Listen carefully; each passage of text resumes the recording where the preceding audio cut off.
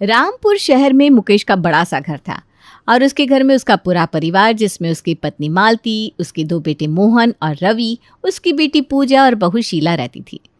घर में हर सुबह का एक खास पल होता था और वो था शीला की चाय।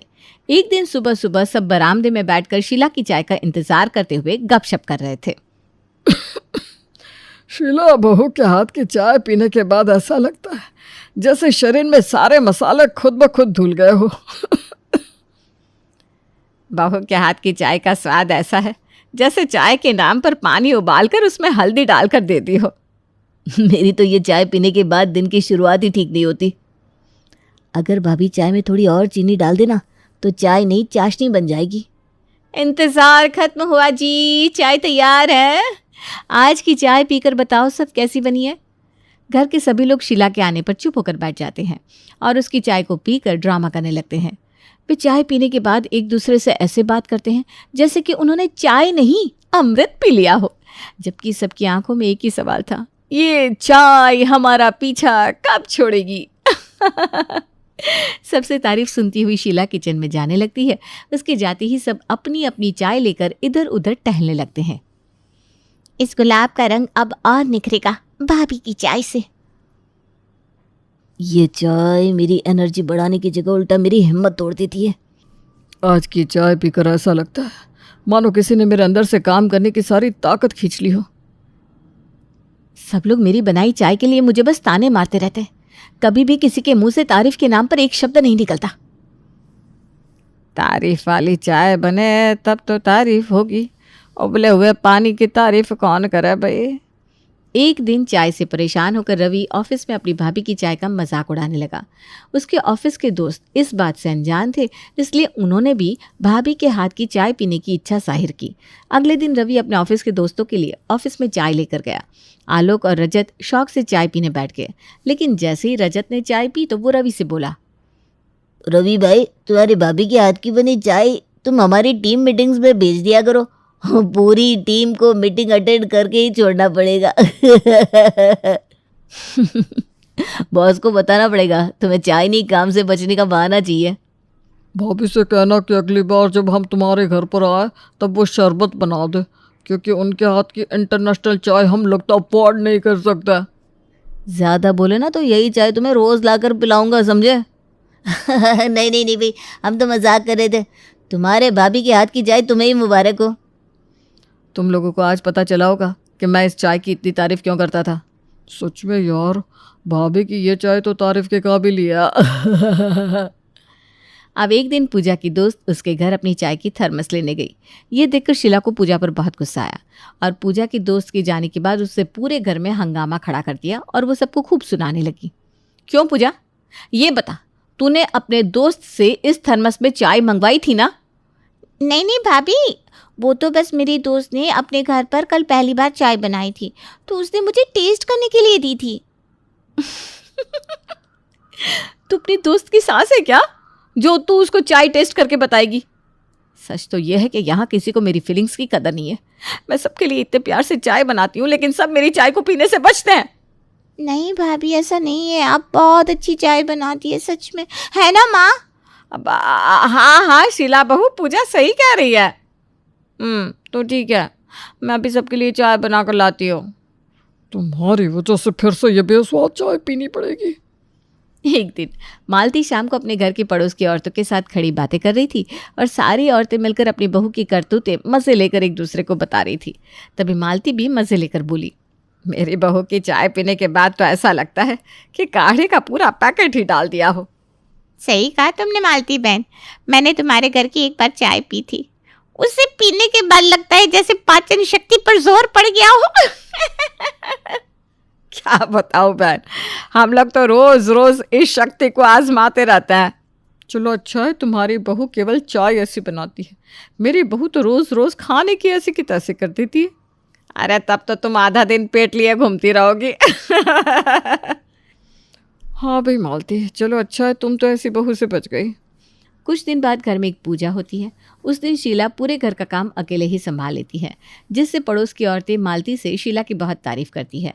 शीला के कान में जब ये बात पड़ती है तो वो मन ही मन बहुत खुश होती है। अरे वाह, क्या बात है भाभी, आज तो आपने बहुत तारीफ वाला काम किया है। क्या मतलब देवर जी, मैं रोज़ अच्छे से काम नहीं करती हूँ क्या? अरे नहीं, रवि तो बस तुम्हारी तारीफ कर रहा था। हाँ तो ठीक है, मैं समझी देवर जी मुझे ताना मार रहे थे। थैंक यू भैया, आपने मुझे बचा लिया, वरना भाभी आज मुझे खूब सुनाती। अरे चुप बैठना, उसकी नज़र तेरे पर रही है। भैया आपका ऑफिस कैसा चल रहा है? अच्छा, ऑफिस की बात चल रही है, मुझे लगा मेरी टांग खिंचाई कर रहे हैं ये दोनों। क्या बात है बहू, आज तुमने मेरा सर गर्व से ऊंचा कर दिया। आज पूरे मोहल्ले की औरतों ने तेरी खूब तारीफ की। भाभी, इसी बात पर ये चाय सबको पिलाओ ना। हाँ हाँ, क्यों नहीं पूजा, अभी सबके लिए चाय लाती हूँ। बहू मैं अभी बाहर जा रहा हूँ, बाद में आकर पीऊँगा चाय। ठीक है पापा जी। मुकेश तो बहाना बनाकर शीला की चाय पीने से बच जाता है, लेकिन रवि, मोहन और मालती को तो वो चाय पीनी ही पड़ती है, जिसकी वजह से वो पूजा को घूरते हुए कहती है, तुम तो बहुत बोलती हो पूजा, तुम्हारी वजह से हमको ये चाय पीनी पड़ रही है। यक, आज इस पूजा की वजह से सोने से पहले ही पूरे मुंह का स्वाद बिगड़ गया। तुझे तो कल सुबह बताऊंगा मैं। मैं तो क्या ही बोलूँ, मेरी वाइफ के हाथ की चाय ने मेरा दिमाग और मुंह का टेस्ट दोनों खराब कर दिया है। अब ये बातें हो रही थी कि रवि मजाक में सबसे कहता है, मैं तो अच्छी चाय बनाने वाली लड़की से ही शादी करूंगा, चाहे कुछ भी हो जाए। भाई, तुमको आने वाली भाभी से शादी करनी है या उनके साथ मिलकर चाय की दुकान खोलनी है? मैं तुम्हारी शादी में खाने के साथ साथ चाय का काउंटर भी ज़रूर रखवाऊंगा, ताकि तू अच्छी चाय के साथ नई ज़िंदगी की शुरुआत कर सके। ये चाय ही मेरी जिंदगी है, बारात तो मामूली है। सचमुच भाई, शादी ऐसी भाभी से करना जो चाय बनाने में मास्टर हो। कम से कम उनके हाथ से ही सही, पर तब घर में रोज ऐसी काढ़ा जैसी उबली हुई चाय तो नहीं पीनी पड़ेगी। कुछ दिन बाद रवि के लिए एक रिश्ता आया। घर के सभी लोग लड़की देखने उसके घर गए। सबने पहले ही तय किया था कि नई बहू के हाथ की चाय तय करेगी कि ये रिश्ता होगा कि नहीं। जब मोहिनी ने चाय बनाई तो घर में सबकी निगाहें उस चाय पर थी। उसने अदरक और इलायची डालकर एक ऐसा स्वाद बनाया कि सभी लोग हैरान रह गए। उसकी चाय पीते ही मुकेश ने कहा, वाह बेटा, ऐसी चाय तो मुझे अपनी शादी के बाद आज पीने को मिली है। बहुत बढ़िया बेटा, बहुत बढ़िया। थैंक यू अंकल जी, मैं बहुत खुश हूँ कि आपको मेरे हाथ की चाय पसंद आई। नहीं बेटा, अंकल नहीं, अब तुम मुझे पापा बोलो, पापा। अगर ऐसी चाय रोज़ पीने को मिले तो हमारे घर का तो माहौल ही बदल जाएगा। चल भाई रवि, तेरी तो किस्मत चमक गई, अब रोज तुझे स्वादिष्ट चाय पीने को मिलेगी। अरे क्यों भैया, शादी के बाद चाय की जिम्मेदारी मोहिनी को देंगे, तब तो सबको मजा आएगा ना। कुछ दिन बाद रवि और मोहिनी की शादी का आयोजन धूमधाम से हुआ। सब लोग इकट्ठा होकर शादी एंजॉय कर रहे थे। तब अचानक स्टेज पर रवि के दोस्त चाय की कितली और कप लेकर आ गए। वो मजाक करते हुए रवि से कहने लगे, भाभी जी, अब आपके लिए चाय बनाना सिर्फ कला नहीं, रवि की इज्जत का सवाल होगा। वाह, तुम सब मेरी शादी के दिन भी चाय पर फोकस हो। लगता है मेरे दोस्त बड़े समझदार हैं। भाई शादी तो होती रहेगी, अब चल हमारे साथ थोड़ा नाच भी ले, बाद में तो भाभी तुझे अपने इशारों पर नचाएगी। अरे ऐसा नहीं है देवर जी, देखो तो ये चाय की कितली भी इस शादी का हिस्सा बन गई। ये सब मेरा मजाक उड़ाने के लिए किया जा रहा है। आने दो इस मोहिनी को घर में, मैं भी देखती हूँ इसकी चाय में कितना स्वाद है। शादी के बाद मोहिनी की चाय अब घर के हर सदस्य की फेवरेट बन चुकी थी। लेकिन शीला को ये बिल्कुल भी अच्छा नहीं लग रहा था, क्योंकि अभी शादी के कुछ ही दिन हुए थे और अभी से सब मोहिनी की जमकर तारीफ करते थे। अब शीला हमेशा यही सोचती थी कि मोहिनी चाय नहीं बना रही, वो उसकी बेइज्जती कर रही है। आज चाय मोहिनी नहीं बना रही, मैं बनाऊंगी। क्या बात है भाभी, आज आप चाय बनाओगी, बढ़िया है। वैसे काफ़ी दिन से घर में सबने आपके हाथ की चाय भी नहीं पी। शीला, मोहिनी को चाय बनाने दो, तुम मेरे साथ आओ, मुझे ना तुमसे काम है। चलो अच्छा है, माँ ने दिमाग लगाकर हमें शीला की चाय से बचा लिया। ठीक है माँ जी, आप अपना काम दीदी से करवा लीजिए, मैं अभी सबको चाय बनाकर देती हूँ।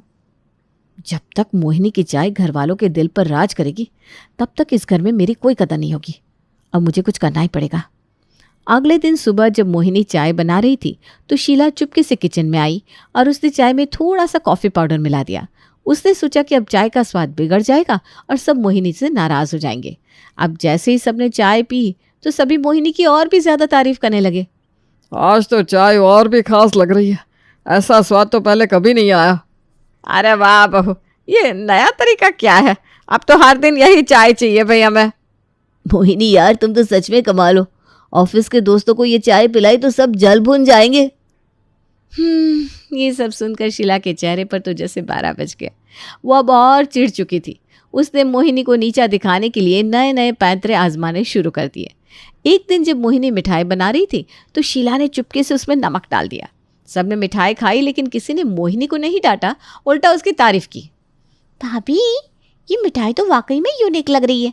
हल्के नमक का स्वाद, इसे तो और भी मज़ेदार बना रहा है। नमक? लेकिन मैंने तो मिठाई में नमक डाला ही नहीं, तो इसमें नमक कहाँ से आया? मोहिनी, अब से हर त्योहार पर ऐसी ही मिठाई बननी चाहिए। ठीक है जीत जी। अब शीला का चेहरा और उतर गया। शीला ने अगली बार चावल खराब करने के लिए गैस और तेज कर दी, जिससे वो चावल जल जाए, और साथ में उसने रोटियां जलाने का प्लान बनाया। लेकिन मोहिनी ने ये देख लिया। उसने तुरंत तवे पर मक्खन लगाकर रोटियों के पराठे बना दिए। अब उसने डरते हुए सबको खाना परोसा, लेकिन सबके मुंह से अपनी तारीफ सुनकर वो चौंक गई। बहू, तुमने आज चावल में जान डाल दी। यह चावल तो खिचड़ी की तरह लाजवाब महक रहा है। अरे मालती, जरा दही तो लाओ।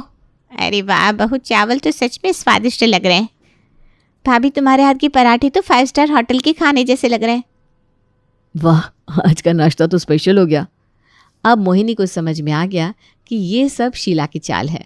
उसने तय कर लिया कि वो अब शीला को सबक सिखाएगी, लेकिन अपने तरीके से।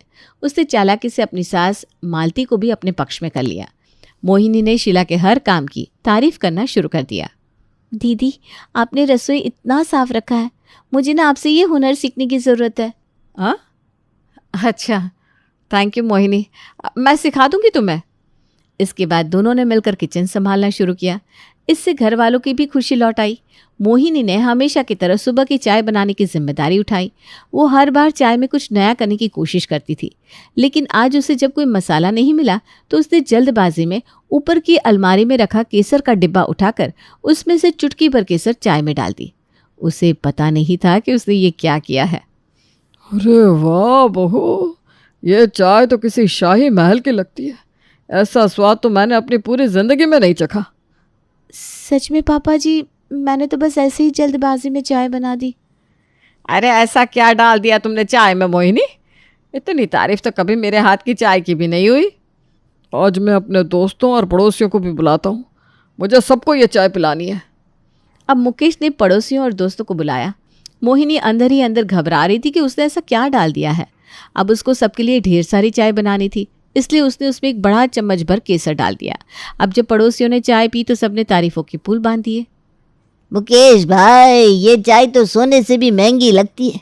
ऐसा स्वाद तो बड़े बड़े होटलों में भी नहीं मिलेगा। मुकेश जी, अब तो घर में किसी और की चाय नहीं चलेगी। आपकी बहू ने तो कमाल कर दिया। अब तो मैं रोज़ सुबह शाम आपके घर की चाय पीऊँगा। सच कहूँ, ऐसी चाय पीने के लिए तो मैं रोज़ अपने दोस्तों को बुलाऊंगा। शीला ने जब ये सुना तो उसे फिर से जलन होने लगी। वो सोचने लगी कि मोहिनी हमेशा सबको इम्प्रेस करने का मौका ढूंढ ही लेती है। उधर मोहिनी अब भी उलझन में थी कि उसकी चाय इतनी खास कैसे हो गई। दूसरी ओर रवि के ऑफिस में भी इस चाय के चर्चे शुरू हो गए। अरे रवि, तुम्हारी बीवी की चाय का राज क्या है? सुना है लोग उसे भूल ही नहीं पा रहे। अरे बस थोड़ी मेहनत, थोड़ा प्यार और थोड़ा मनचाहा मसाला। क्या मनचाहा मसाला? ये कौन सा मसाला है भाई? हमको भी खरीदना है। अब तो ऑफिस के कैंटीन में भी तुम्हारी चाय का मुकाबला करना मुश्किल होगा। अरे बस करो यार, मुझे बॉस को फाइल कंप्लीट करके देनी है। अब घर में रोज़ इतनी ज़्यादा चाय बनने लगी कि कुछ ही दिनों में वो तीनों डिब्बे ख़त्म हो गए। अब परेशान होकर मोहिनी ने रवि से वो डिब्बे वाला मसाला लाने को कहा। जब डिब्बा सबके सामने आया तो सबके होश उड़ गए। मोहन ने सबको बताया कि ये तो केसर के डिब्बे हैं, जो उसने अपने दोस्त के कहने पर कश्मीर से मंगवाए थे। ये सुनते ही पूरे घर में हड़कंप मच गया। मोहिनी, तुम जानती भी हो ये केसर कितना महंगा आता है। ये कोई आम मसाला नहीं था, केसर था, केसर। माँ जी, मुझे सच में नहीं पता था। मैंने तो इससे पहले कभी ये देखा भी नहीं है। अरे ये 3 किलो केसर था, जिसकी कीमत 8 लाख रुपए है। मुझे तो चक्कर आ रहा है। मैं अब अपने दोस्त से क्या कहूँगा? क्या हमने 1 महीने में 3 किलो केसर की चाय पी ली और साथ में पड़ोसियों को भी पिलाई? भैया, हमको ये केसर वाली चाय पीने से पहले इसका बीमा करवा लेना चाहिए था। अब समझ में आया कि ये चाय इतनी खास क्यों लग रही थी। 8 लाख की चाय थी ना। अब ये चाय हम सबको हमेशा याद रहेगी। मोहन अब सोच में पड़ गया कि वो 8 लाख रुपए कहाँ से लाएगा। फिर मुकेश ने रवि और मोहन से कहा, देखो रवि और मोहन बेटा, अब परेशान होने से कोई फ़ायदा नहीं। हम लोगों को मिलकर ये 8 लाख रुपए चुकाने पड़ेंगे, इसलिए तुम लोग अपने खर्चे सीमित कर दो और मोहन की पूरी सैलरी से धीरे धीरे ये कर्जा उतार दिया जाएगा। भैया मुझे माफ कर दो, मेरी गलती की वजह से पूरा परिवार कर्जे में डूब गया। मोहिनी, तुम्हें कम से कम एक बार देख तो लेना चाहिए था या मुझसे पूछ लेती। कोई बात नहीं बहू, ये हम सब की गलती है। अब सबको इसकी कीमत चुकानी पड़ेगी। आज से चाय शीला बहू बनाएगी। ठीक है पापा जी। अब शीला के हाथ की चाय पीकर सब उस केसर वाली चाय का स्वाद याद करते थे और अब मुकेश शीला की बनी चाय की तारीफ करने लगा था। पूरा परिवार किश्तों में केसर की मसाला चाय का कर्जा चुका रहा था और पड़ोसी मुकेश से केसर चाय को लेकर हमेशा मजाक किया करते थे। आधे बर्तन का ससुराल। दिव्या, कहाँ हो तुम? जल्दी से इधर आओ। अरे क्या बात है, क्यों शोर मचा रहे हो? बुआ जी फूफा जी आने वाले हैं, इसलिए मम्मी ने कहा है कि तुम फटाफट खाना चढ़ा दो उनके लिए। अचानक से इस समय उनके घर आने का क्या मतलब है? और इस समय आ रहे हैं तो अपने घर से खा पी कर आ रहे होंगे ना? अरे तुम पूरी बात तो सुना करो। अभी बस 7 ही बज रहे हैं। 7 बजे कौन अपने घर से खाना खाकर चलता है? और 8 बजे तक यहाँ पहुँच जाएंगे तो खाना क्या रास्ते में ढाबे पर खाकर आएंगे? बेमतलब की बात तो मत किया करो। जितना कहा है उतना करो। और वैसे भी अभी डिनर में समय है ना, मार्जिन तो है तुम्हारे पास 1-1.5 घंटे का। इतनी देर में आराम से सब्जी दाल चावल सब तैयार हो जाएगा। तुम ऐसा करो, 3 कुकर निकालो और फटाफट से खाना चढ़ाओ। पति की बात सुनकर दिव्या के चेहरे की हवाइयां सी उठ जाती हैं। अरे आंखें तरेर कर क्या देख रहे हो भाई, काम में लगो। देखो, मैंने पहले भी कई बार कहा है और आज एक बार फिर से कह रही हूँ, इस तरह सरप्राइज देकर लोगों का आना मुझे बिल्कुल पसंद नहीं है। अरे मम्मी जी को समझ में नहीं आता क्या? मेरे पास कोई जादू की छड़ी नहीं है यहाँ पर कि मैंने घुमाया और फट से खाना बनकर तैयार हो गया। अब तुम्हारी बुआ आती है तो आती रहे, होटल से खाना मंगवा लो, मुझसे खाना नहीं बन पाएगा। अरे सबके लिए खाना बनाने वाले थी ना, तो 2 लोगों का खाना और बना दो, कौन सी आफत आ जाएगी? घर वालों के लिए मैं आज सिर्फ दाल रोटी बनाने वाली थी और ये दाल मैं आधे घंटे पहले ही चढ़ा चुकी हूँ। अब इतनी जल्दी दोबारा से दाल चावल सब्जी सब नहीं बन सकता। मैं पूछता हूँ क्यों नहीं बन सकता? मुझे समझ में नहीं आ रहा तुम कहना क्या चाह रही हो। इसलिए नहीं बन सकता क्योंकि कुकर में इस समय खाना बनाना पॉसिबल नहीं है। और क्यों नहीं बन सकता कुकर में खाना? क्योंकि वो 5 लीटर वाले कुकर की सीटी नहीं मिल रही है। अरे तो 3 लीटर वाला कुकर चढ़ा लो, उसमें क्या हुआ? हाँ समझ गया मैं, झूठा होगा, धो के नहीं रखा होगा तुमने। देखो इतनी काम चोरी भी अच्छी बात नहीं है। जाओ उसे धोकर फटाफट से खाना चढ़ा दो। अरे धोने वाली बात नहीं है, इतनी कामचोर नहीं हूं मैं जितना तुम समझते हो। सारे बर्तन धोकर किचन चमका कर रखा है मैंने। अरे तो फिर खाना क्यों नहीं बना रही हो? क्योंकि उसके ढक्कन की रबड़ नहीं मिल रही है। पत्नी की बात सुनकर मनोज को बहुत तेज गुस्सा आता है। ठीक है महारानी, एक कुकर की सीटी गायब है, एक की रबर गायब है, तीसरा तो जिंदा है या वो भी फांसी पर लटक के आत्महत्या कर चुका है।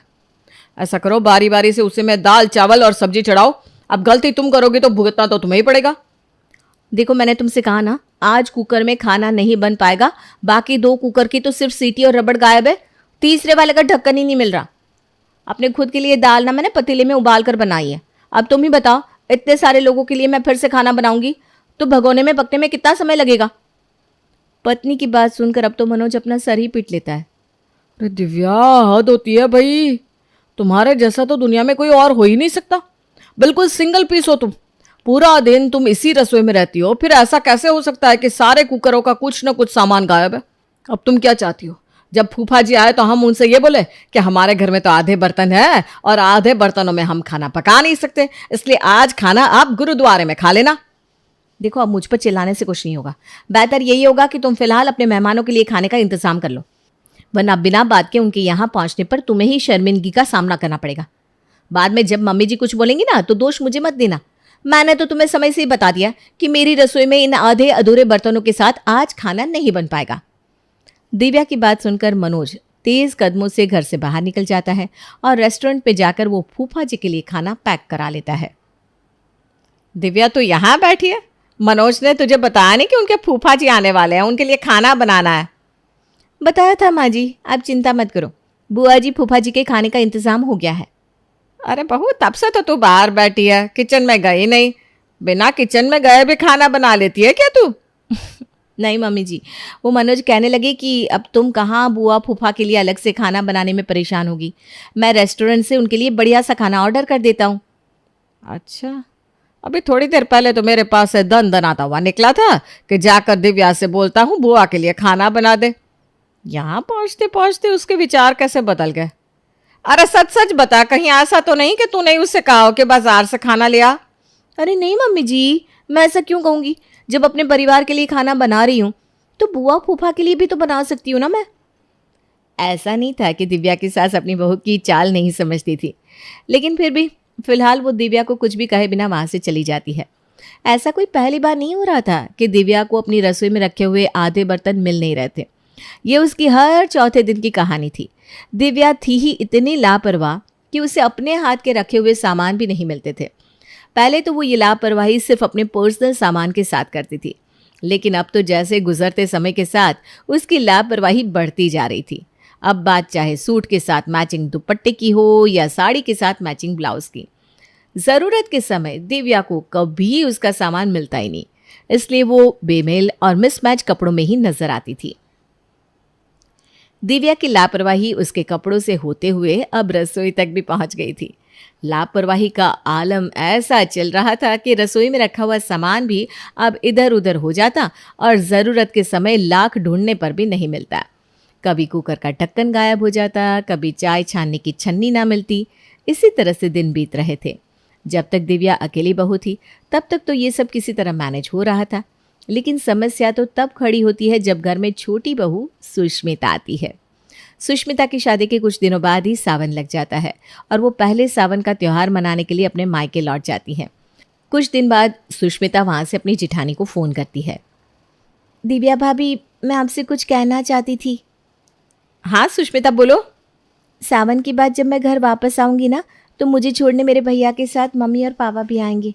तो आप ऐसा करना ना, प्लीज़ सबके लिए बढ़िया सा खाना बना देना। मेरे घर में ना सबको पनीर बहुत पसंद है, अगर हो सके तो पनीर बना देना भाभी प्लीज़। अरे हाँ हाँ, क्यों नहीं, तुम बिल्कुल परेशान मत हो, मैं सबके लिए खाना बनाकर तैयार कर दूंगी। थैंक यू भाभी। आंटी जी नमस्ते, आप लोग बैठिए, मैं अभी आप लोगों के लिए चाय नाश्ते का इंतज़ाम करती हूँ। बहुत देर हो जाती है पर दिव्या तो आती ही नहीं। अरे दिव्या, चाय ले आओ, कहाँ रह गई? अरे क्या करूँ, पता नहीं अब ये छन्नी कहाँ चली गई। दिव्या ढूंढने की बहुत कोशिश करती है, लेकिन बहुत कोशिशों के बाद भी उसे छन्नी नहीं मिलती। छोड़ो ये छन्नी का चक्कर, ऐसे ही कप में चाय निकाल देती हूँ, किसी को क्या पता लगने वाला है। दिव्या बिना छाने ही कप में चाय लेकर मेहमानों के सामने पहुँच जाती है। अरे बेटा, इसमें तो बहुत सारे चाय की पत्ती नज़र आ रही है, लगता है तुम चाय छानना भूल गई हो। अरे नहीं नहीं आंटी जी, गलती से गिर गई होगी, मैं तो चाय छान कर ही लाई हूँ। लेकिन बारी बारी से उसके भैया, पापा और खुद सुष्मिता के मुंह में भी चाय के साथ साथ चाय पत्ती भी आ रही थी, जिसके कारण चाय का सारा मज़ा खराब हो गया था। चाय पीने के बाद बहू ऐसा कर, फटाफट से सबके लिए खाना निकाल कर लगा दे, सब लोग इतनी दूर से आए हैं, सबको भूख लगी होगी। हाँ हाँ मम्मी जी, मैं तुरंत खाना लेकर आती हूँ। सब्जी तो मैंने बना रखी है, बस पूरी ही छाननी है, गर्मा गर्म पूरी छानती हूँ और तुरंत लेकर आती हूँ।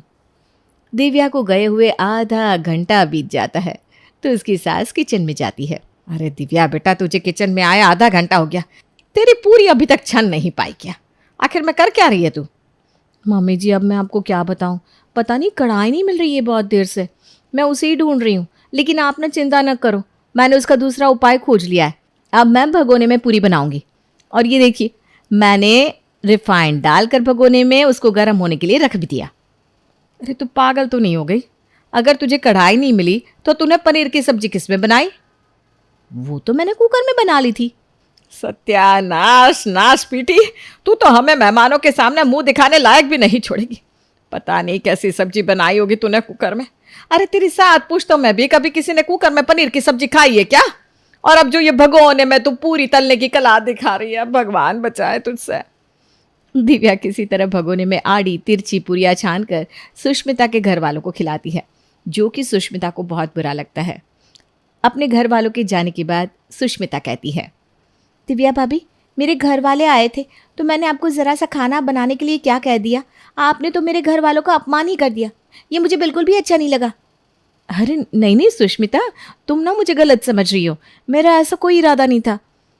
पता नहीं चाय छानने की छन्नी मैंने कहाँ रख दी, और पूरी छानने के लिए ना मुझे कढ़ाई नहीं मिली। मैंने ऐसा जानबूझकर नहीं किया। तुम्हारे माँ बाप मेरे भी माँ बाप जैसे हैं, मैं उनका अपमान क्यों करूँगी भला। लेकिन मन ही मन सुष्मिता को ये बात बहुत ज़्यादा बुरी लगी थी। हर दूसरे दिन उनके घर कोई ना कोई बर्तन खो जाता और उसके ना मिलने की वजह से खाना बनाने में सुष्मिता को बहुत परेशानी होती। एक दिन सुष्मिता अपनी सास के पास जाती है। माँ जी, अब मुझसे ये सब बर्दाश्त नहीं होता। दिव्या भाभी की लापरवाहियों के चक्कर में मेरा पूरा दिन किचन में बर्तन खोजने में ही बीत जाता है। ऊपर से मेहमानों के सामने जो बेइज्जती होती है वो अलग। आपको पता है, अभी परसों ही टिफ़िन में कच्ची दाल देने की वजह से देवेश ने मुझे बहुत डांट लगाई है। अब मैं क्या करती? मुझे बहुत खोजने के बाद भी कुकर मिल ही नहीं पाया, तो मुझे दाल भगोने में बनानी पड़ी। और मुझे भगोने में दाल बनाने का कोई आइडिया ही नहीं है, इसलिए वो कच्ची रह गई। अब आप ऐसा करिए कि आप मेरा किचन अलग कर दीजिए। अरे बेटा, तू ऐसा क्यों कह रही है? अब इस घर में 2 जगह खाना बनेगा क्या? माँ जी, अब मेरी दिव्या भाभी के किचन में खाना बनाने की बिल्कुल भी हिम्मत नहीं है। उनके साथ मेरा गुजारा नहीं हो सकता। इतना सुनकर उसकी सास दिव्या को बुलाती है। दिव्या देख ले, आज तेरी लापरवाहियों की वजह से अब इस घर में 2 चूल्हे जलने की नौबत आ गई है। सुष्मिता बहू अपना खाना अलग बनाना चाहती है। अगर सुष्मिता अलग खाना बनाना चाहती है तो बनाए, इसमें मेरी कोई लापरवाही नहीं है माँ जी। जिसको जो अच्छा लगता है वो कर सकता है। देख रही है ना माँ जी, आप अपनी गलती मानने की बजाय भाभी किस तरह से अकड़ दिखा रही हैं। सुष्मिता, मैं भी दिव्या की लापरवाहियों से बिल्कुल तंग आ चुकी हूँ। अपने जीते जी मैं कभी ऐसा चाहती तो नहीं थी, लेकिन ठीक है, अगर तेरी यही इच्छा है तो मैं तुझे मना नहीं करूँगी। तू अपना खाना अलग बना सकती है। सास की हाँ के बाद सुष्मिता अपने पति देवेश से कहकर अपने किचन के लिए सारे अलग बर्तन मंगवा लेती है और अपना और अपने पति का खाना अलग बनाने लगती है। दिव्या की दिन पर दिन बढ़ती हुई लापरवाहियों से उसके पति, उसके बच्चे और उसकी सास सब बहुत ही ज़्यादा परेशान थे। एक दिन, अरे सुष्मिता बहू, जो तूने खाना बनाया था कुछ बचा है क्या? हाँ माँ जी, पर आप ऐसा क्यों पूछ रही हैं? आपने अभी तक खाना नहीं खाया? अरे क्या बताऊँ, तुझे पता तो है बेटा, कच्चा पक्का बना कर रखा है उसने। सिर्फ सूखी रोटी खाई है मैंने। कोई बात नहीं माँ जी, आप दुखी मत होइए, मैं अभी सब्जी लेकर आती हूँ। आप ऐसा करिए ना माँ जी, मेरे पास ही खाना खा लिया करो। सुष्मिता सब्जी लाकर अपनी सास को दे देती है और इस तरह से उसकी सास अब धीरे धीरे करके सुष्मिता के किचन में ही बना खाना खाने लगती है। कुछ दिन बाद उसका पति मनोज अचानक अपने एक दोस्त के साथ ऑफिस से घर आता है। सुन रही हो, वो रमेश मेरे साथ घर आया है। ऑफिस में मेरे साथ ही काम करता है ना। ऐसा करो, कुछ चाय नाश्ता बना कर ले आओ। और हाँ, आज रात में वो डिनर भी यहीं करेगा। मनोज, मैंने तुम्हें पिछली बार जब बुआ फूफा जी आए थे तब समझाया था ना कि इस तरह से अचानक से आने वाले मेहमान मुझे बिल्कुल भी पसंद नहीं है। अगर तुम्हें अपने दोस्त को लेकर घर आना ही था तो तुम्हें मुझे पहले फ़ोन करके बताना चाहिए था। अरे तुम्हारी समस्या क्या है? मैंने सिर्फ चाय बनाने को ही तो कहा है, और खाना तो हम लोगों का बनेगा ही। वही खाना वो भी खा लेगा। कोई तुमसे 56 भोग बनाने को नहीं कह रहा। ठीक है, अगर तुम्हें कोई बात समझ में नहीं आती ना तो कोई बात नहीं, बाद में किसी चीज़ की शिकायत मुझसे मत करना। इतना कहकर दिव्या किचन में चाय बनाने चली जाती है। थोड़ी देर बाद ग्लास में चाय लेकर आती है। मेहमानों को कोई ग्लास में चाय देता है क्या? अरे पूरे घर में देख लिया, पता नहीं कब कहाँ चले गए सारे, इसलिए ग्लास में चाय ले आई। ये लीजिए चाय। थोड़ी देर बाद, अरे दिव्या, बहुत समय हो गया है। अगर खाना बन गया हो तो ले आओ, मेरे दोस्त को वापस घर भी जाना है। हाँ हाँ, बस थोड़ी देर और। लेकिन जब काफ़ी देर तक दिव्या खाना लेकर नहीं आती तो मनोज किचन में जाता है। अरे क्या कर रही हो दिव्या? तुमसे बोला है ना मैंने, खाना जल्दी लेकर आओ, उसे घर भी जाना है। अब अचानक से क्या बनाऊं? मुझे और कुछ समझ में नहीं आया तो आलू के पराठे बनाने लगी, और कुकर नहीं मिल रहा है तो आलू को भगोने में उबाल रही हूँ। बस आलू हो जाए तो जल्दी से पराठे बना दूंगी। इतना सुनकर मनोज अपना सर पीट लेता है और अपने दोस्त को लेकर बाहर खाना खाने के लिए चला जाता है। दिव्या की हरकतों से परेशान होकर एक दिन मनोज सुष्मिता के पास जाता है। सुष्मिता, अगर तुम्हें कोई एतराज़ ना हो तो मैं तुमसे कुछ कहना चाहता हूँ। हाँ भैया, बिल्कुल, आप तो मेरे बड़े भैया जैसे हैं। आपको जो भी कुछ कहना है आप मुझसे कह सकते हैं। अब मुझसे ना दिव्या की लापरवाही और ज़्यादा बर्दाश्त नहीं होती। कच्चा पक्का खाना तो मैं किसी तरह खा लेता हूँ, लेकिन मेरे दोनों बच्चे, अब उनका चेहरा मुझसे देखा नहीं जाता। उनको टिफ़िन भी ढंग से नहीं मिल पाता है। अगर तुम्हें कोई एतराज़ ना हो तो क्या तुम हम लोगों का खाना भी अपने किचन में बना दोगी? अरे नहीं नहीं भैया, इसमें ऐतराज़ जैसी कोई बात नहीं है। मैंने बोला ना, आप मेरे बड़े भैया जैसे हैं। अब से आपका और बच्चों का खाना मैं यहीं पर बना दिया करूँगी। Thank you Sushmita. दिव्या की सास तो पहले ही सुष्मिता के किचन में खाना खाने लगी थी, लेकिन मनोज और बच्चों के चले जाने के बाद दिव्या बिल्कुल अकेली हो गई थी। अब ना उसका कुछ बनाने का मन करता, न खाने का। अपने अकेलेपन से परेशान होकर दिव्या एक दिन अपनी सास के पास जाती है। माँ जी, मुझसे बहुत बड़ी भूल हो गई। मैं मानती हूँ मैं थोड़ी लापरवाह हूँ, लेकिन अगर आप लोग मेरा साथ छोड़ देंगे तो मेरे अंदर कभी भी सुधार नहीं आ पाएगा। मैं आपसे वादा करती हूँ कि मैं सुधरने की पूरी कोशिश करूँगी, लेकिन आपको मेरा साथ देना होगा। वादा करिए कि आप और सुष्मिता मेरी मदद करेंगे। इतना कहकर दिव्या रोने लगती है। दिव्या को रोता हुआ देखकर उसकी सास का दिल पसीज जाता है। अरे दिव्या बहू, रोना धोना बंद कर, चल। ठीक है, मैं तुझे एक मौका और देने को तैयार हूँ, लेकिन तुझे काम मन लगा कर करना होगा। अब से किसी से मुझे तेरी कोई भी शिकायत नहीं मिलनी चाहिए, और हाँ, सारे बर्तन अपनी सही जगह पर मिलने चाहिए। मैं वादा करती हूँ माँ जी, अब से आप लोगों को मुझसे कोई शिकायत नहीं होगी। सास के कहने पर सुष्मिता और घर के सभी लोगों का खाना फिर से एक ही जगह बनने लगता है। लेकिन अब दिव्या वो दिव्या नहीं रही थी। अब उसके किचन का कोई भी सामान कहीं भी जाता था तो सब कुछ अपनी जगह पर रखा मिल भी जाता था। खाने पीने की तो हर आदमी की अपनी पसंद होती है, अब उसमें तो किसी का कोई जोर नहीं चलता। लेकिन शर्मा परिवार का खाने का अलग ही नियम है, जिससे उनके घर आई नई बहू काफ़ी परेशान है। शर्मा जी के 2 बेटे थे, मनोज और साहिल। मनोज की शादी रूही नाम की लड़की से हो चुकी थी और छोटा बेटा साहिल अभी कंवारा था, और शर्मा जी अपने पूरे परिवार के साथ सुकून से रहते थे। शर्मा जी के घर में सबको पनीर बहुत पसंद था। महीने में कम से कम 8 से 10 बार वो लोग पनीर की कोई ना कोई डिश ज़रूर बनाते थे, और पनीर के साथ शर्मा जी के यहाँ बनती थी पूरी, क्योंकि उनके घर का नियम था कि चावल तो वो लोग सिर्फ छोले और दाल के साथ खाते थे, बाकी सारी सब्जियों के साथ सिर्फ पूरी या रोटी ही खाते थे। अरे भाग्यवान, तुम्हारा दिमाग तो खराब नहीं हो गया है? समझाते समझाते उम्र बीत गई कि तुम्हें किस चीज़ के साथ चावल बनाना है और किस चीज़ के साथ रोटी, लेकिन तुम्हारे दिमाग में कुछ घुसता ही नहीं। अरे क्या हुआ जी, क्यों शोर मचा रहे हैं? तुमसे कितनी बार कहा है कि राजमा के साथ रोटी मत बनाया करो, सिर्फ चावल बनाया करो। अरे गलती हो गई मुझसे, जो आपको रोटी दी थी।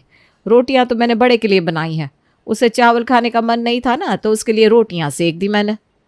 ऐसी ही खाने को लेकर होती खटपट के साथ समय गुजरता जा रहा था, और कुछ दिनों बाद छोटे बेटे साहिल की भी शादी सोनाली नाम की लड़की से हो जाती है। शादी के बाद उसकी सास एक दिन सोनाली के पास आती है और कहती है, सोनाली बेटा, आज तुम ऐसा करना कि रात के खाने में पनीर बना देना। मैंने मनोज से पनीर मंगवा दिया है, कई दिन हो गए ना पनीर की सब्जी नहीं बनी। अरे वाह माँ जी, पनीर तो मुझे भी बहुत पसंद है। मैं ना पनीर की बहुत सारी डिशेस बना लेती हूँ। आज मैं आप सब लोगों को कढ़ाई पनीर बनाकर खिलाती हूँ, और उसके साथ ना मैं मटर पुलाव बना दूंगी, बहुत ही अच्छा लगता है। अरे ये क्या कह दिया तूने, चुप हो जा। अगर तेरे ससुर जी ने सुन भी लिया ना कि तूने पनीर के साथ चावल बनाने की बात की है, तो शाम बता जाएगी हम दोनों की। हमारे यहाँ चावल सिर्फ छोले और दाल के साथ बनता है, बाकी सबके साथ सिर्फ रोटी या पूरी बनती है। मम्मी जी ऐसी क्या बात है, पनीर के साथ तो चावल बहुत अच्छा लगता है। अरे चुप रहना, तू मरवा के ही मानेगी क्या? उस दिन तो सोनाली चुप हो जाती है और रात में सबके लिए पनीर और पूरी बना देती है। खाना खाने के बाद सब लोग उसके हाथ के पनीर की बहुत तारीफ करते हैं। ऐसे ही कुछ दिन और बीत जाते हैं, और एक दिन फिर से उसकी सास कहती है, बेटा बहुत दिन हो गया, आज तू ऐसा करके फिर से जो तूने उस दिन रात को बनाया था ना कढ़ाई पनीर, वही बना देना। रूही को तो आता नहीं कढ़ाई पनीर बनाना, हम तो इतने दिन से मटर पनीर ही खा रहे थे बस। ठीक है माँ जी, लेकिन मेरा ना मन नहीं करता बनाने का, क्योंकि उसको तो चावल के साथ खाने का ही मज़ा है। मैं आप लोगों के लिए बना तो दूंगी, लेकिन मैं जो दिन की दाल बची है उससे खा लूँगी, क्योंकि जो मज़ा चावल के साथ है ना, वो रोटी के साथ नहीं है। मुझे तो पूड़ी के साथ पनीर खाने में मज़ा ही नहीं आता। अरे ऐसा क्या है बेटा, कढ़ाई पनीर को पुलाव के साथ खाने में है? माँ जी, उसकी जो ग्रेवी होती है ना, उसमें जब चावल लिपटता है, उसको मुंह में डालने पर बस आहा, क्या बताऊं मेरे तो सोचकर भी मुंह में पानी आ गया। बहू के मुंह से इतनी तारीफ सुनकर सास का मन भी पनीर के साथ चावल खाने के लिए डगमगा जाता है। वो सोनाली से कहती है, बहू ऐसा कर बना ले तू पनीर के साथ अपने लिए थोड़े से चावल, बस अपने ससुर जी को मत बताना। और हाँ, थोड़ा सा ना मुझे भी दे देना, मैं यहीं किचन में कोने में छुप कर खा लूँगी। सोनाली चावल बनाकर अपनी सास से कहती है, माँ जी ये लीजिए, आप भी टेस्ट करके देखिए पनीर के साथ पुलाव कैसा लगता है। अरे बहू, तू तो सच कह रही थी। बड़ा पनीर और पूरे खाने में अच्छा लगता है। पनीर चावल का तो कोई मुकाबला ही नहीं है। ऐसा लगता है पनीर तो बना ही चावल के साथ खाने के लिए है। यही तो मैं आप लोगों को इतने दिन से समझा रही थी। अब से तो ऐसा करना, जब भी पनीर बनाएगी ना मेरे लिए थोड़ा सा चावल बना दिया करना, मैं धीरे से किचन में ही छुप कर खा लिया करूँगी। बस एक बात का ख्याल रखना, घर में किसी को पता ना लगे कि तुमने चावल भी बनाया था। उस दिन रात को सोनाली अपने पति से कहती है, साहिल तुम्हें पता है आज मैंने ना पनीर के साथ थोड़ा सा चावल भी बनाया था, उसे खाकर तो मज़ा ही आ गया, मैं तो उंगलियां चाटती रह गई। अरे ये क्या किया तुमने, कहीं पापा को पता तो नहीं चल गया? नहीं तो घर में हमारा दाना पानी बंद हो जाएगा। अरे क्यों ऐसे उल्टे पुल्टे काम करती रहती हो तुम? नहीं पापा को नहीं पता चला, तुम लोग ना बस डरती ही रहा करो। तुम्हें पता है वो चावल मेरे अलावा और किसने खाया? माँ जी ने। हाँ, माँ जी ने वहीं किचन में ही पनीर के साथ पुलाव खाया और उन्हें इतना पसंद आया कि उन्होंने कहा अब से जब भी पनीर बनेगा उनके लिए भी छुपाकर थोड़ा सा पनीर पुलाव बनाया करूं, जिसे वो मेरे साथ चुपचाप रसोई में खा लिया करेंगी। तुम दोनों खाओ भाई, मुझे तो बहुत डर लगता है पिताजी से। अगर कहीं गलती से उनको पता लग गया तो पनीर की शक्ल भी देखने को नहीं मिलेगी दोबारा मुझे, 10 बातें सुनने को मिलेगी वो अलग। अरे इतना क्यों डरते हो? जब पिताजी नहीं रहेंगे तब तुम भी आके वहीं किचन में खा लेना। अरे टेस्ट करके देखो तो, मज़ा ना आ जाए तो कहना। कुछ दिन बाद, अरे मनोज भैया, साहिल, आप लोगों की टिफ़िन मैंने पैक करके डाइनिंग टेबल पर रख दी है, आप लोग यहाँ से ले लेना। मनोज और साहिल अपना टिफ़िन लेकर ऑफिस चले जाते हैं। ऑफिस जाकर साहिल जब अपनी टिफ़िन खोलता है तो टिफ़िन देखकर उसका सर चकरा जाता है। साहिल सोनाली को फ़ोन करता है, अरे सोनाली ये क्या किया तुमने, मुझे पनीर के साथ चावल दे दिया। अरे लगता है बॉक्स आपस में बदली हो गया होगा, आज छोले और पनीर दोनों बनाया था। मैंने छोले और चावल भैया के लिए पैक किए थे और पनीर पूरी तुम्हारे लिए पैक करी थी, लेकिन लगता है गलती से डिब्बे बदल गए। देखो अब ऐसा करो, नाराज़ मत हो, आज खा लो ना, आइंदा से मुझसे ऐसी गलती नहीं होगी। ऑफिस में साहिल को पापा का डर नहीं था, इसलिए वो पनीर और चावल खा लेता है रात में। अरे सोनाली, पनीर बचा है या पूरा ख़त्म हो गया? क्या हो गया, आज पूरी खाने को नहीं मिली थी तो पूरी की याद आ रही है क्या? दिन में तो तुमने चावल खा लिया था, इसलिए मैंने बचाया है तुम्हारे लिए, ताकि तुम्हारे लिए पूरी बनाकर खिला सकूं। अरे नहीं नहीं नहीं, मुझे पूरी नहीं खानी है, मुझे उसके साथ चावल ही खाना है। आज पनीर के साथ चावल खाकर तो मुझे ऐसा लगा जैसे कि जीवन में आज तक मैंने कुछ खाया ही नहीं था। क्यों? उस दिन जब मैंने कहा था तब तो तुम बहुत गुस्सा कर रहे थे। अब पिताजी का डर खत्म हो गया क्या तुम्हारे अंदर से, जो चावल मांग रहे हो? अरे मैं मानता हूँ मैंने गलती की थी, मुझे एक बार चावल ट्राई तो करना ही चाहिए था। फिलहाल वो छोड़ो, तुम ऐसा करो दोपहर का बचा हुआ पनीर पुलाव यहीं ले आओ, मैं यहीं अपने कमरे में खा लूँगा। तुम धीरे से उसको ढक कर ले आना, किसी को कुछ पता नहीं चलेगा। सोनाली साहिल के लिए चावल और पनीर परोस कर ले आती है और साहिल उसको पूरे मज़े के साथ खाता है। वहाँ दूसरी तरफ सोनाली की हरकतों पर उसकी जेठानी को पिछले कुछ दिनों से शक हो रहा था कि अक्सर वो पनीर बनाने वाले दिन किसी न किसी बहाने से उसको किचन से बाहर भेज दिया करती है। एक दिन उसकी भाभी किचन में छुपकर देखती है तो पाती है कि माँ जी पनीर के साथ चावल खा रही हैं। ये देखकर वो भी किचन में घुस जाती है। माँ जी ये क्या कर रही हैं आप, पापा जी को पता है इस बारे में? अरे तू चुप करना, पापा जी को पता है या नहीं तुझे क्या लेना देना। तुम मुझे पापा जी के नाम से धमकाएगी क्या? अब मुझे जो पसंद है मैं वही खाऊंगी। आई बड़ी पापा जी की हिमायतन। माँ जी आप इस तरीके से मेरी आवाज़ को दबा नहीं सकती, मैं अभी जाऊंगी और पापा जी को सब कुछ बता दूंगी। वैसे अगर आप लोग चाहो तो मैं रुक भी सकती हूँ, लेकिन मेरी एक शर्त है। अरे बता दे तुझे क्या चाहिए, ये क्या लेकिन वेकिन कर रही है? देखिए मेरी शर्त ये है कि मुझे भी एक कटोरी पनीर की सब्जी और चावल चाहिए। माँ जी जितने मज़े ले लेकर खा रही थी ना, उन्हें देखकर मेरे मुंह में भी पानी आ गया है, मुझसे कंट्रोल नहीं हो रहा।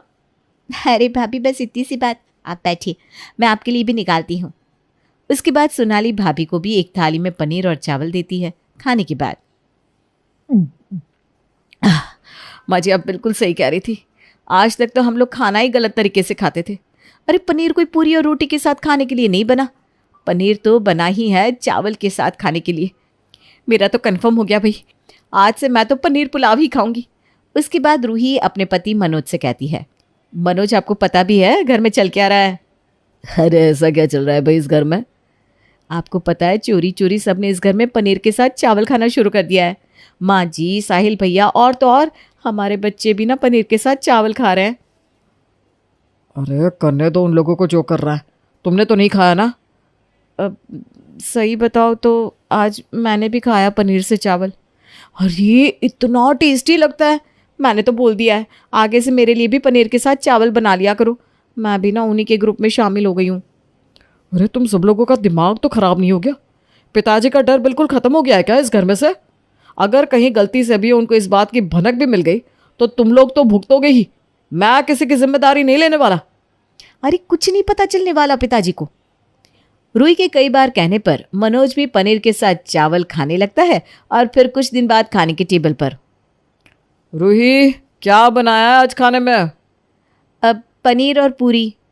अच्छा तुम ऐसा करो, मेरा थोड़ा हल्का ही खाना बनाना, मेरे लिए 2 ही पूरी बनाना। आज थोड़ा बदहजमी जैसा महसूस हो रहा है। हाँ सोनाली, मेरे लिए भी 2 ही पूरी बनाना, ज़्यादा खाने की इच्छा नहीं है।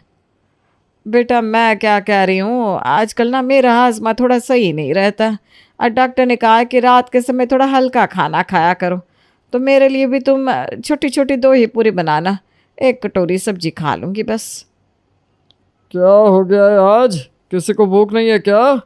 पहले तो जब पनीर बनता था तुम लोग 10-10 पूरियाँ खा जाते थे, आज किसी से 2 पूरी भी नहीं उतर रही गले से। ऐसा क्या हो गया भाई, हमें भी तो पता चले। अब इनको कैसे बताए कि पेट तो हमने पहले किचन में चावल खा के भर लिया है, अब यहाँ क्या खाना खाया है। यहाँ बैठकर तो हम सब लोग सिर्फ फॉर्मेलिटी कर रहे हैं। मैंने कहा ना मेरा थोड़ा सा तबीयत ठीक नहीं है, इसीलिए कम खा रही हूँ आज। अच्छा, सबकी तबीयत एक साथ ख़राब हो गई है? ठीक है मत खाओ। जब किसी को खाना ही नहीं है तो बहू बची हुई पनीर की सब्ज़ी फ्रिज में रख दो। इतना महंगा पनीर है, बर्बाद तो मैं होने नहीं दूंगा। सोनाली बचा हुआ सारा पनीर फ्रिज में रख देती है। रात के समय सोनाली की सास की आंख खुलती है तो वो देखती है कि बिस्तर पर से उनके पतिदेव गायब है। ऐसी आधी रात को अचानक पति को बिस्तर से गायब देखकर वो थोड़ी घबरा जाती है। उसे लगता है कि शायद बाथरूम गए होंगे, अभी 2 मिनट में आ जाएंगे। वो काफ़ी देर तक बिस्तर पर लेटे लेटे पति का इंतज़ार करती रहती है, लेकिन 5 मिनट बीतने के बाद भी वो अपने बिस्तर पर लौटकर नहीं आते। अरे इतनी रात को ये कहाँ चले गए साहिल के पापा? तबीयत तो ठीक है ना उनकी? कहीं आधी रात गए, तबीयत तो बिगड़ नहीं गई। पति की चिंता करते हुए गायत्री देवी बिस्तर से उतर के सीधा बाहर हॉल में आती है, लेकिन हॉल में भी पति कहीं नजर नहीं आता। वो डोर की तरफ देखती है तो वो भी अंदर से बंद था। दरवाज़ा तो अंदर से बंद है, इसका मतलब साहिल के पापा बाहर भी नहीं गए। लेकिन ऐसे अचानक गए तो गए कहाँ? कहीं छत पर टहलने तो नहीं चले गए? लगता है पेट में गैस बन रही होगी। बहू ने पनीर में मसाला भी थोड़ा तेज़ ही डाल दिया था। गायत्री देवी जाकर बेटे साहिल का दरवाज़ा खटखटाती है। दरवाज़ा खटखटाने की आवाज़ सुनकर साहिल के साथ साथ बड़ा बेटा मनोज भी बगल वाले कमरे से निकलकर बाहर आता है। क्या हुआ इतनी रात को माँ? आप यहाँ सब ठीक तो है ना? अरे बेटा पता नहीं अचानक से तुम्हारे पापा इतनी रात को कहाँ चले गए। अरे मम्मी बाथरूम में होंगे, और कहाँ जाएंगे? अरे बेटा बाथरूम में नहीं है ना, और घर का दरवाज़ा भी अंदर से बंद है, इसका मतलब बाहर भी नहीं निकले। मुझे ऐसा लगता है कि छत पर टहल रहे होंगे बेटा। अब मेरे घुटनों में तो दर्द है, तुम ज़रा एक बार छत पर देख कर आओ ना, मुझे ना बड़ी चिंता हो रही है। अच्छा माँ, मैं अभी देख कर आता हूँ, आप परेशान मत होइए। पापा जी भी ना, अरे कहीं जाना हो तो एक बार आपसे बात तो कर लेनी चाहिए थी, जानते तो है कि आप बहुत जल्दी घबरा जाती हैं। साहिल सीढ़ियों के पास पहुंचता है, तभी उसे अपने आसपास थोड़ी सी आहट सुनाई देती है। माँ कुछ आवाज़ आ रही है, ऐसा लग रहा है जैसे कोई कुछ खा रहा है। मुझे ऐसा लग रहा है ये आहट रसोई की तरफ से आ रही है। आपने रसोई में चेक किया था? अरे रसोई में क्या करने जाएंगे बाबूजी, तुम भी कैसी बात करते हो? साहिल ठीक कह रहा है, कुछ तो आहट सी आ रही है रसोई से, चलो वहीं चल कर देखते हैं। सभी लोग तेज़ कदमों से रसोई की तरफ जाते हैं और झटके से किचन की लाइट ऑन कर देते हैं। लाइट ऑन करती ही सामने का नज़ारा देखकर सबकी आंखें हैरानी से खुली रह जाती है। क्या हो रहा है आधी रात को? हैं? छुप छुप कर क्या खा रहे हैं आप? रात में खाना खाकर आपका पेट नहीं भरा था जो आधी रात को छुप कर ऐसे चोरों की तरह खाना खाना पड़ रहा है? अरे वही खा रहा हूँ जो तुम लोग इतने दिनों से खा रहे हो। क्यों? क्या सिर्फ तुम लोगों का ही मन मचल सकता है? इस बूढ़े का मन नहीं मचल सकता कुछ नई चीज़ खाने को? तुमको क्या लगता है इस घर में कुछ भी होगा और वो मेरी नज़रों से छिप जाएगा? मैंने तुमको और बहू को बात करते हुए बहुत पहले ही सुन लिया था और छुपके से तुमको पनीर और चावल खाते हुए देख भी लिया था। मैं जानता था कि ये खाना ना खाने का बहाना तुम सब क्यों बना रहे हो। पेट भर के पनीर पुलाव जो खाकर बैठे थे, तुम्हारे चेहरे की खुशी देखकर मुझसे भी रहा नहीं गया। मुझे भी लगा कि इसमें ज़रूर कुछ तो ऐसा स्वाद है जो तुम ऐसे मेरे मना करने के बाद भी छिप छिप कर खा रहे हो। इसलिए मैं भी कब से मौके की तलाश में था। आज जब पनीर बचा तो मैंने बहू से कहकर फ्रिज में रखवा दिया। सोने से पहले ही जब मैं पानी पीने के लिए फ्रिज की तरफ आया तो मैंने देख लिया कि फ्रिज में थोड़ा सा बचा हुआ पुलाव भी रखा है। बस मैंने सोच लिया कि आज तुम सबके सोने के बाद मैं भी टेस्ट करके देखूंगा कि भैया आखिर तुम सब पनीर चावल के लिए इतने बावले क्यों हुए जा रहे हो। लेकिन देखो, आधी रात को भी चैन से मुझे खाने का मौका नहीं दिया। यहाँ भी सारे के सारे थानेदार की तरह आकर खड़े हो गए। पिता की बात सुनकर दोनों बेटे और बहुएं खिलखिलाकर हंस पड़ते हैं। इसके बाद उनके घर में खाने पर लगी हुई सारी रिस्ट्रिक्शंस हट जाती हैं और पूरा परिवार मज़े से जब मन चाहे तब किसी भी सब्जी के साथ चावल खाने लगता है।